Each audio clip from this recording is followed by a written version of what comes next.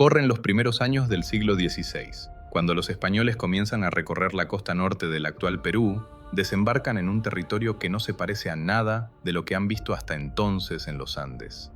Buscan caciques, buscan al hombre que manda, y en cambio, una y otra vez, encuentran algo que ninguna crónica europea los preparó para interpretar: mujeres al frente de territorios enteros, con autoridad política reconocida, obedecidas sin que nadie, ni sus propios súbditos, ni los recién llegados, pusiera en duda su mando. No es una excepción aislada, es un patrón. De Tumbes a Piura, la costa norte del antiguo Perú está gobernada, en más de un lugar, por mujeres. Los cronistas no tienen una categoría clara para lo que están describiendo, así que comenzaron a usar una palabra para nombrarlas: capullanas. 5 siglos después, esa palabra sigue generando la misma pregunta que generó entonces. ¿Qué fue exactamente lo que vieron los españoles en esa costa?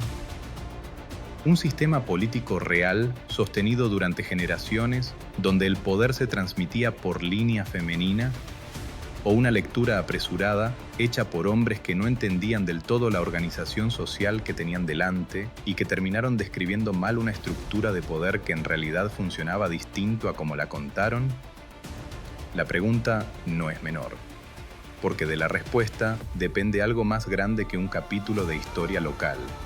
Depende de si el mundo prehispánico andino tuvo, en algún lugar, un verdadero sistema de gobierno femenino institucionalizado, o si esa idea es, en el fondo, una proyección posterior sobre un puñado de crónicas ambiguas. Las crónicas describen escenas concretas de ese poder en ejercicio: capullanas recibiendo a los recién llegados en son de paz y dictando los términos del encuentro, administrando el tributo que sus territorios debían entregar, decidiendo qué tierras se trabajaban y bajo qué condiciones. No es una autoridad simbólica ni decorativa, es una autoridad que negocia, que administra, que decide. Los historiadores actuales siguen divididos. Algunos hablan directamente de una etapa de gobierno femenino consolidado. Otros advierten que hay que leer esas crónicas con más cuidado del que se les ha dado, porque los propios españoles tenían la costumbre de exagerar, de mitificar, de comparar lo que veían con figuras que ya conocían: amazonas, reinas, leyendas, en lugar de describir con precisión lo que realmente tenían enfrente. No hay consenso. Y esa falta de consenso es, precisamente, el punto de partida de esta historia. Para entender qué fue una capullana, primero hay que entender el lugar que las hizo posibles. Un territorio que, mucho antes de que existiera el Imperio Inca, ya había desarrollado una forma de organizar el poder completamente distinta al resto de los Andes. Únete a Storyland, dale like y suscríbete para seguir explorando el pasado. El mundo Tayán. El territorio del que hablamos no es el de los Andes altos. Es otra cosa. Una franja costera seca, atravesada por ríos que bajan de la sierra y crean valles fértiles en medio del desierto, el Chira, el Piura, y flanqueada por un océano que, siglos antes de la llegada española, ya conectaba a esta región con puntos tan lejanos como el actual Ecuador. Ahí vivían los tayanes, no un imperio, no un reino centralizado, una red de señoríos independientes, cada uno con su propio curaca o cacica, unidos por lengua, comercio y parentesco, pero sin una autoridad única que los gobernara a todos desde un solo centro. Ese detalle, que parece administrativo, es en realidad la clave de todo lo que viene después. Porque el poder tayán no dependía de una capital ni de un ejército permanente. Dependía de algo más flexible: el control de rutas de intercambio, el manejo de tierras fértiles en medio de un desierto hostil, y una mercancía que en el mundo andino prehispánico valía tanto como el oro: el muyu, la concha spondylus, extraída del mar cálido del norte y comerciada hacia el sur, hasta llegar a manos del propio Cusco imperial. Quien controlaba esas rutas, controlaba una forma de riqueza que ni siquiera los incas producían en su propio territorio. Es en ese sistema descentralizado, hecho de señoríos autónomos y redes comerciales, donde el poder femenino documentado en la región deja de ser un accidente y empieza a leerse como una posibilidad estructural. Sin un poder central que dictara reglas únicas de sucesión, Cada curacazgo podía resolver de forma distinta quién heredaba la autoridad, por línea directa, por matrimonio, por capacidad demostrada. Y en ese margen, en esa flexibilidad que el mundo tayán permitía y que el aparato imperial inca, mucho más centralizado y con reglas sucesorias más restringidas en su cúspide, no toleraba de la misma manera, es donde aparecen las mujeres al mando. No sabemos todavía si eso constituye un sistema de poder femenino formal, con reglas propias y reconocidas como tales. Lo que sí sabemos es que ese territorio, por su propia organización política, era terreno fértil para que ocurriera. Y ocurrió con la frecuencia suficiente como para que los cronistas españoles, acostumbrados a ver curacas hombres en el resto del virreinato, sintieran la necesidad de darle un nombre aparte a lo que encontraron aquí. Ese nombre quedó registrado en las crónicas, y ahí es donde empieza la evidencia real. Las capullanas en las crónicas. La palabra capullana no aparece una sola vez ni de un solo cronista. Aparece repetida, de forma independiente, en al menos 4 relatos distintos de la conquista y la primera colonia. Pedro Cieza de León, Reginaldo de Lizárraga, Bartolomé de las Casas y Antonio de la Calancha. 4 hombres, 4 momentos distintos, 4 propósitos distintos al escribir. Y aún así, coinciden en un hecho básico. En la costa norte del antiguo Perú gobernaban mujeres, y los españoles las trataron como autoridades legítimas, no como curiosidades. El origen del nombre mismo es objeto de debate. Lizárraga sostuvo que capullana venía del capuz, la prenda oscura y larga que estas mujeres vestían, y que a los ojos españoles recordaba a un hábito religioso. Pero investigaciones posteriores, entre ellas las de la propia María Rostvorovsky, cuestionan esa lectura hispanocentrista y proponen que el término tiene raíz en la lengua tayán, no en el español. Es decir, incluso el nombre que usamos hoy para hablar de ellas ya es, en sí mismo, un pequeño campo de batalla entre 2 formas de contar la misma historia. Las crónicas no solo registran el título, registran comportamiento político concreto. Pedro Cieza de León narra el desembarco de una expedición española en territorio tayán, donde una capullana, al enterarse de la llegada de los extranjeros, envía razón de que quiere verlos personalmente y los invita a bajar a tierra bajo su protección. No es un gesto de sumisión, es el protocolo de una autoridad recibiendo a otra. Y hay más. Casi 50 años después de la conquista, en 1578, un documento colonial registra que una capullana se negó abiertamente a aceptar al sacerdote que la administración española había designado para su territorio. El religioso tuvo que elevar una queja formal a sus superiores, porque la población local seguía obedeciendo las decisiones de la capullana por encima de la autoridad eclesiástica y colonial. Casi medio siglo después de la llegada española, su palabra seguía pesando más que la autoridad eclesiástica y colonial en ese territorio. Esto es lo documentado. Mujeres nombradas por múltiples cronistas independientes, describiendo autoridad política reconocida antes y después de la conquista, con al menos un caso registrado en un documento administrativo, no en una crónica narrativa. Eso es evidencia sólida. Lo que no está documentado con la misma solidez es qué tan generalizado era este sistema, cuánto poder exacto tenían frente a los curacas hombres de la misma región, y si existía una regla de sucesión clara detrás de cada nombramiento. Y ahí es exactamente donde el debate histórico se enciende. Matriarcado o mala lectura colonial. Con la misma evidencia sobre la mesa, 2 historiadores actuales llegan a lecturas casi opuestas. Para uno de ellos, lo que ocurrió en la región tayán fue directamente una etapa de matriarcado. La mujer asumiendo el poder político, administrativo y social del territorio, siendo la autoridad máxima del curacazgo, con el hombre quedando a cargo únicamente cuando ella salía a la guerra. Es una lectura fuerte, que convierte a las capullanas en la prueba de un verdadero orden social alternativo al del resto de los Andes. Para otro, la lectura debe ser más cautelosa. Un historiador de la Universidad de Piura advierte que persisten creencias equivocadas sobre el verdadero alcance del poder de las capullanas y sostiene que cualquier estudio serio sobre su gobierno debe apoyarse en fuentes primarias contrastadas, documentos de archivo, no solo crónicas narrativas escritas por hombres que, como toda su generación, tendían a dramatizar lo que no entendían del todo. Incluso hay quien ha señalado directamente que la figura de las capullanas fue, en algunos casos, sostenida sobre una cita poco clara de un cronista temprano, repetida después sin mayor verificación. María Rostvorovsky ocupa un lugar intermedio y probablemente el más útil para entender el problema real. No niega la existencia de mujeres con poder político efectivo en la costa norte, pero sí señala algo incómodo.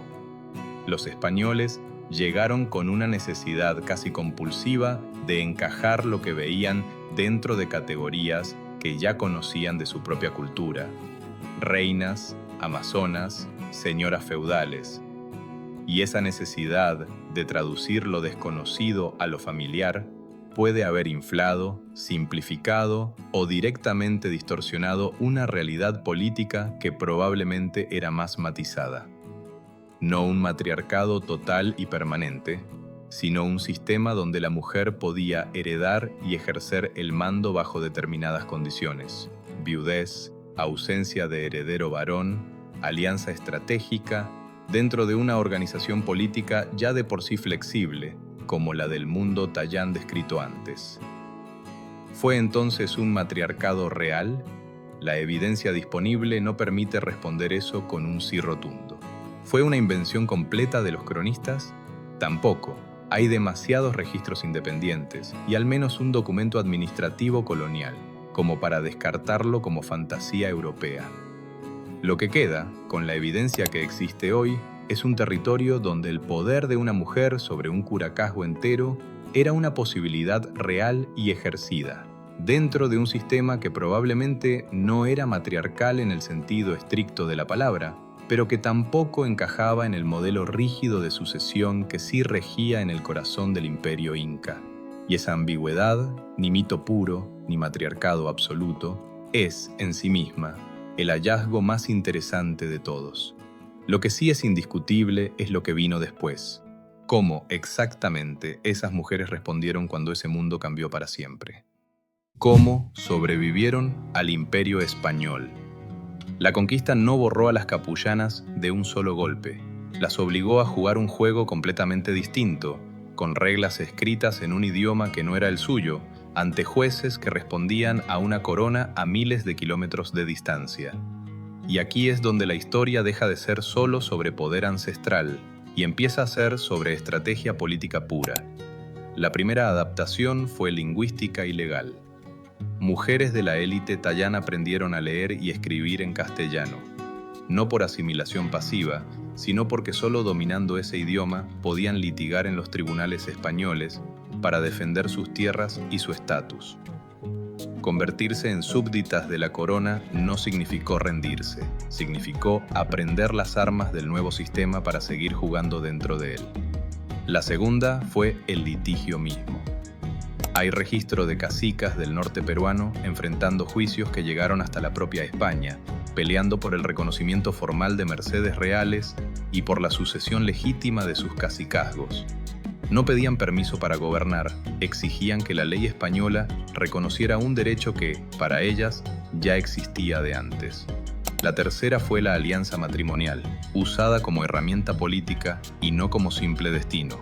Familias cacicales del norte se unieron por matrimonio con miembros de la nobleza española, produciendo herederos que llevaban apellidos como Valladolid, Velasco o Zapata, pero que seguían, en la práctica, sosteniendo el control territorial y el prestigio de los linajes originales.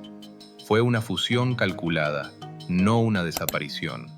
Y hubo una cuarta estrategia, más incómoda de contar, pero real. Algunas capullanas aprendieron a representar, ante los jueces coloniales, el papel de mujer desvalida que la ideología castellana esperaba ver, generando compasión judicial, mientras en paralelo utilizaban a su favor un vacío legal específico. Las leyes españolas que ordenaban heredar los cacicazgos según la costumbre de estas tierras, una costumbre que, en la región Tallán, ya contemplaba la sucesión femenina desde antes de que llegara cualquier español.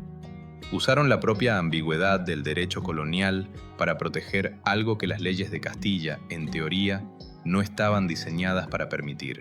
No fue una resistencia armada, fue algo distinto: adaptación, litigio, alianza y una lectura inteligente de las grietas del sistema que las había conquistado.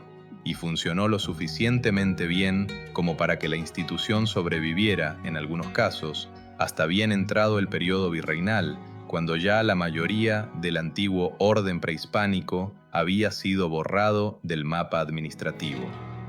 Pero sobrevivir a la conquista no significó sobrevivir al tiempo. Lo que quedó.